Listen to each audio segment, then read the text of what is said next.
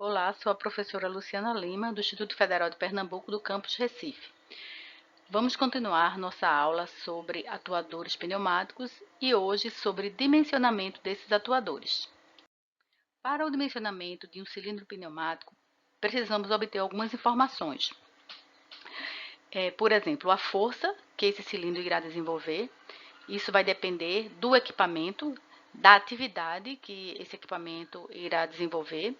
A pressão de trabalho também é importante e o custo de trabalho. Então, esse custo do trabalho, ele tem a ver com o comprimento da haste. Então, quando a haste do atuador, ela avança e ela recua, então ela tem ali um curso.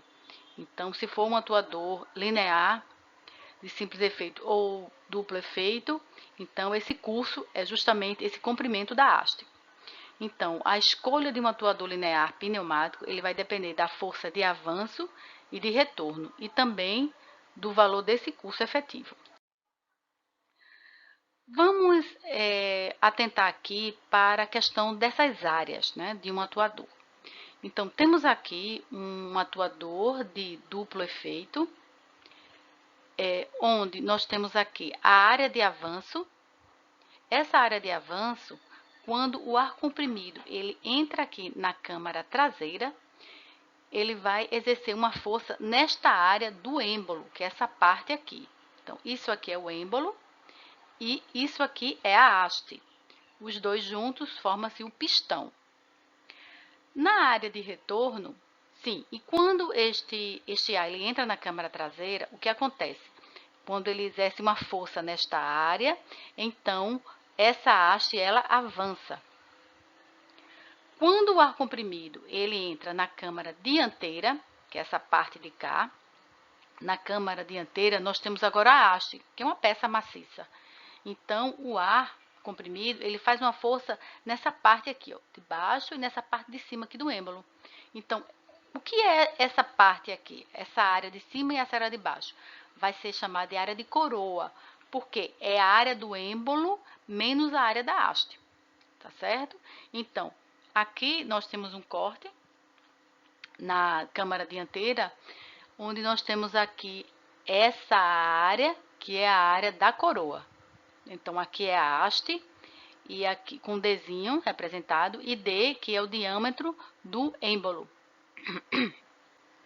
Então, as áreas do cilindro de duplo efeito, nós temos que no avanço, ele vai ser πd2 sobre 4, essa parte aqui, e no retorno, nós vamos ter o quê? A área da coroa, tá certo? É πd2, D é o diâmetro do êmbolo, e Dzinho é o diâmetro da haste. Então, no retorno, a área do retorno será diferente da área de avanço. Tá? Então, para o avanço, só reforçando aqui. Então, no avanço, o ar entra aqui nessa câmara, faz uma força aqui no êmbolo, e essa haste, né, e o pistão completo, ele avança. No retorno, o ar comprimido agora está entrando na câmara dianteira, então ele empurra o pistão.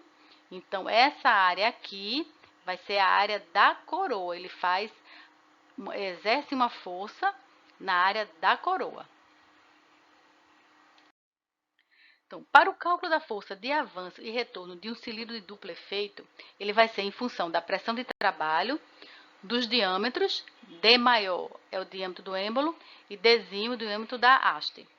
E também é considerado a resistência de atrito do ar, né, e da vedação, que é o FRA. Então, esse valor geralmente é em torno de 10 a 20% da força que você já calculou. Então, vamos supor que a força de avanço de um atuador, ele resultou em 20 newtons. Então, essa FRA, ele vai ser o quê? 10%. Então, 2 newtons, você vai diminuir, né, da força de avanço, menos 2 newtons, certo? Então, ele pode considerar de 10 a 20%. Então, aqui é o cálculo teórico, né, de pressão vezes a área, e aqui considerando o FRA, que é a resistente do atrito de ar e da vedação. Aqui nós temos as unidades mais comuns utilizadas nesse cálculo, que da força é quilograma-força. da pressão é quilograma-força por centímetro quadrado, que isso aqui é uma relação que nos dá em bar, porque alguns elementos, alguns componentes pneumáticos, eles já vêm de fábrica com essas unidades. Então, por exemplo, o manômetro, ele tem na escala dele, ele pode ser em bar, que é quilograma-força por centímetro quadrado, ou PSI, libra-força por polegada quadrada. Então, geralmente, quando se faz esses cálculos, trabalha-se com essas unidades. Uma área do êmbolo vai ser em centímetro quadrado e os diâmetros em centímetro. No cálculo da força de avanço ou de retorno de um cilindro de simples efeito. Por que avanço ou retorno? Porque no atuador ou no cilindro de simples ação ou de simples efeito, a mola ele pode estar na câmara dianteira, tá? Então, aqui ele vai ter um retorno por ar comprimido, porque o ar comprimido vai entrar nessa câmara aqui, ó, e vai retornar essa haste. Então, neste caso aqui, neste modelo de atuador, a haste permanece avançada. E quando o ar comprimido entra nesta câmara, então o pistão, ele retorna. Nesse caso aqui, o ar comprimido, ele entra na câmara traseira e empurra o pistão contra a força da mola. Então, ele avança. Então, aqui, ele é retorno por mola. Então, no cálculo da força, é considerado também essa força de resistência elástica da mola. Então, os fabricantes também fornecem esses valores. Aqui, nós temos uma tabela. Então, o cálculo da força, do consumo de ar, eles são teóricos, através dessas equações, mas os equipamentos e os atuadores e válvulas, elas são já normalizadas.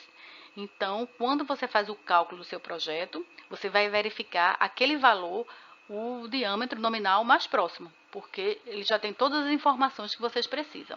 Então, no caso aqui, nós temos o diâmetro de 10 milímetros.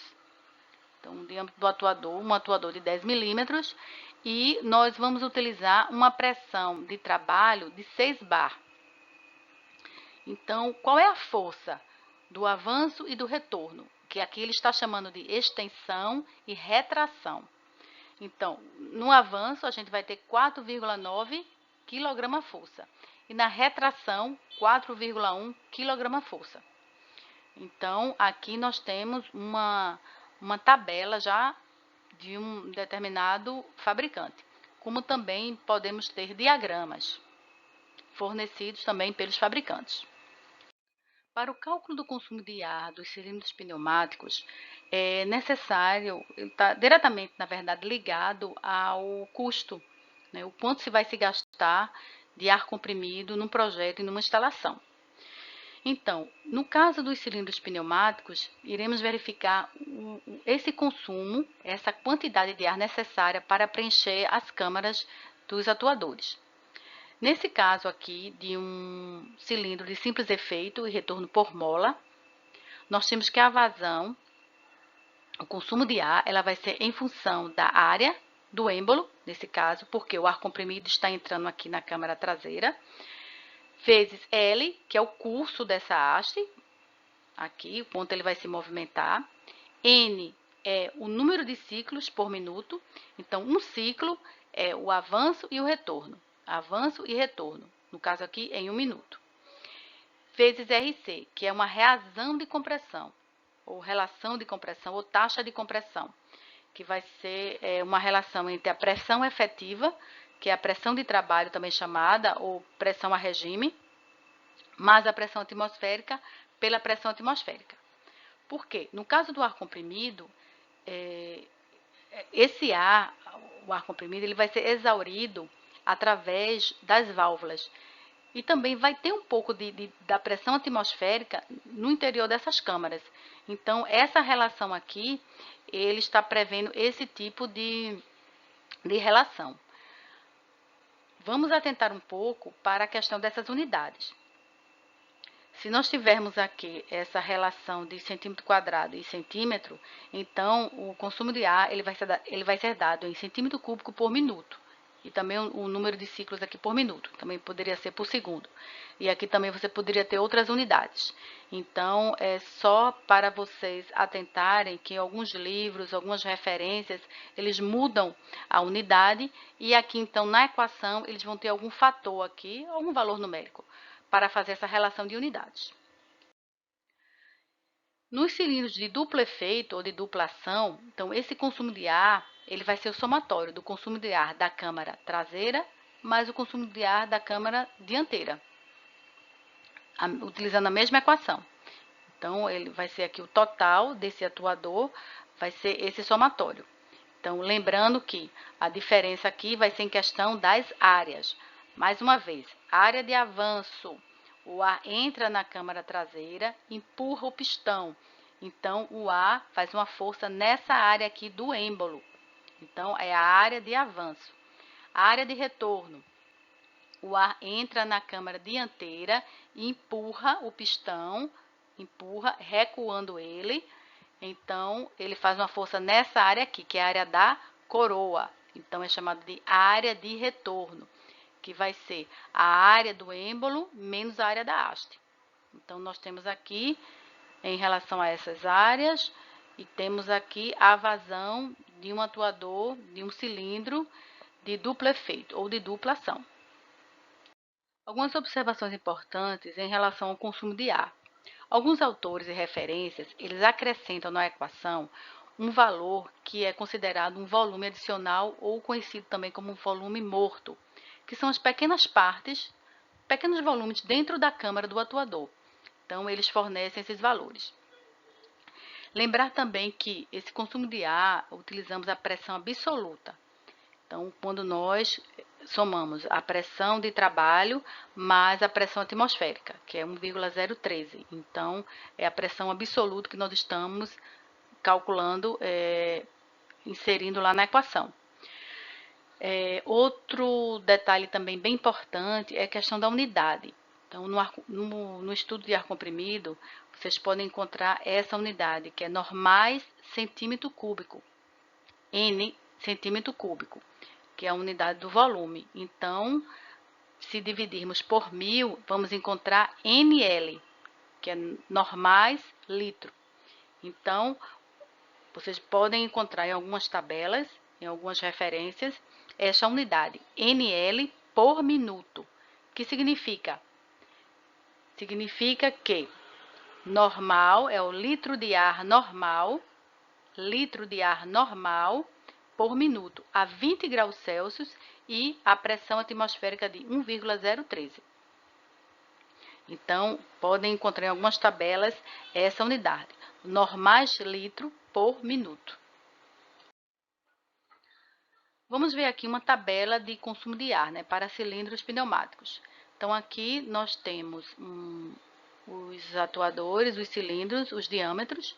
Então, se pegarmos, por exemplo, um atuador com 20 milímetros de diâmetro e uma pressão de trabalho, que aqui ele está chamando de pressão de serviço, também a mesma coisa. Então, de 6 bar. Então, 20, 6 bar, nós temos 0,022. O quê? É o consumo de ar em que?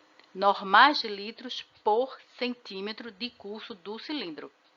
Então, é uma unidade muito usual na área de ar comprimido, que vocês vão encontrar esse normais de litros, porque eles estão de acordo com aquelas características de pressão e temperatura. No dimensionamento da haste, o diâmetro da haste ela vai depender da carga mecânica suportada pelo cilindro.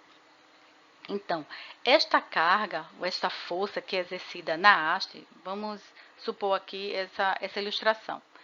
Então, a carga de ponta, ela é aplicada aqui, na extremidade da haste, que pode ser de qualquer material. Então, ela é pressionada com força nessa extremidade aqui. Então, com o aumento dessa força, podemos ter uma flexão dessa haste.